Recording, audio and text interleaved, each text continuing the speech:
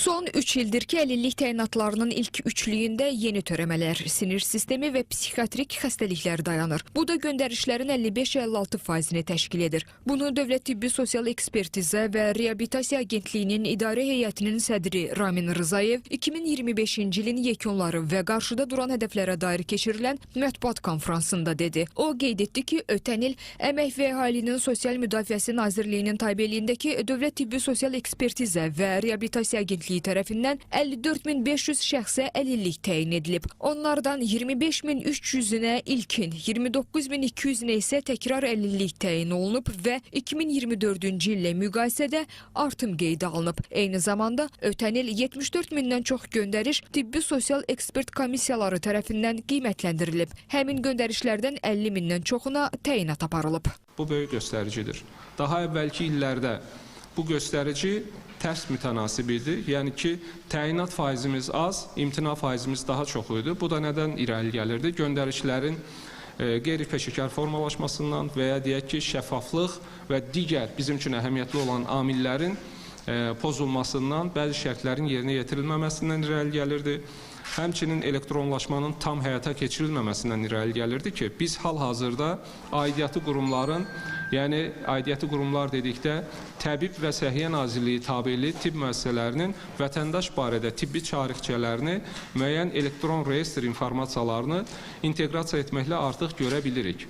O səbəbdən vətəndaşın müraciəti çox obyektiv və sürətli şəkildə dəyərləndirilir və müvafiq qərar qəbul edilir. Təyinatlardan 21%-i birinci, 36%-i ikinci, 43,1%-i üçüncü qrup səviyyəsində olan əlillik təyinatlarından ibarət olub. Son bir ildə qurumun müəssisələrində əlilliyi olan 142.000 şəxsə isə reabilitasiya xidmətləri göstərilib. Həmin şəxslərə göstərilmiş reabilitasiya xidmətlərinin sayı 1 milyon təşkil edir. 24-cü il ərzində bu rəqəm 123.000 idi. Yəni ki, 25-ci il ərzində əslində biz özümüz üçün 5%-10% aralığında artım prioriteti qoysaq da hədəf. Amma hər zaman o hədəfləri keçmək üçün cəhd edirik və 25-ci il ərzində də 10% hədəfimizi 15% ilə biz yekunlaşdırmışıq və daha artıqlaması ilə icra etmişik. 21-ci illə müqayisədə 21-ci ildə reabilitasiya mərkəzlərində göstərilən reabilitasiya xidməti göstərilən vətəndaşların ümumi sayı 9800 civarındaydı.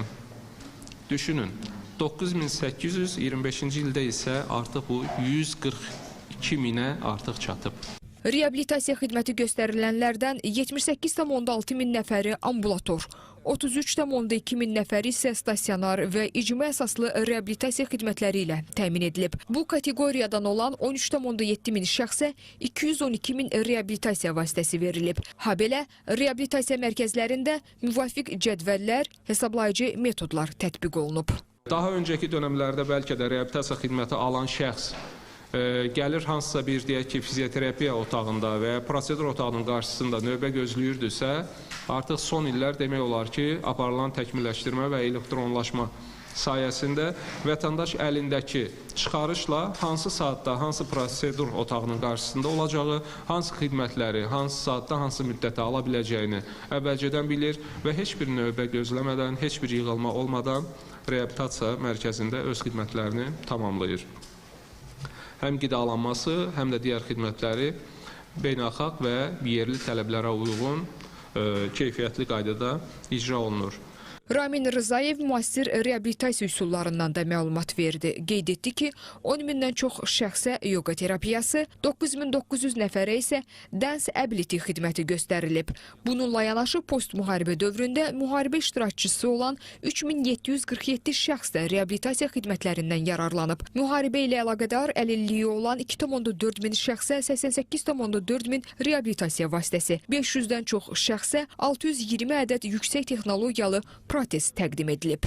Ramin Rzayev habelə vurğuladı ki, Nazirlər Kabinetinin qərarına əsasən əlilliyi olan şəxslərə verilən reabilitasiya vasitələrinin sayı 57-dən 130-a çatdırılıb.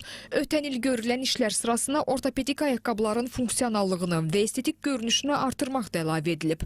Bu məqsədlə mövcud modellərdən fərqlənən 37 yeni dizaynlı ayaqqabı hazırlanıb. Mətbuat konfransının sonunda Ramin Rızayev jurnalistlərin suallarını cavablandırdı. Qeyd etdi ki, əvvəlki illərlə münasibətdə elektronlaşmanın, aidiyyatı struktur qurumların alt sistemləri ilə inteqrasiyanın təmin olunması və məlumatların əlçatanlığı sayəsində saxtakarlığa, qəsdi qərəzli, negativ hallara yönəlmənin qarşısı alınıb.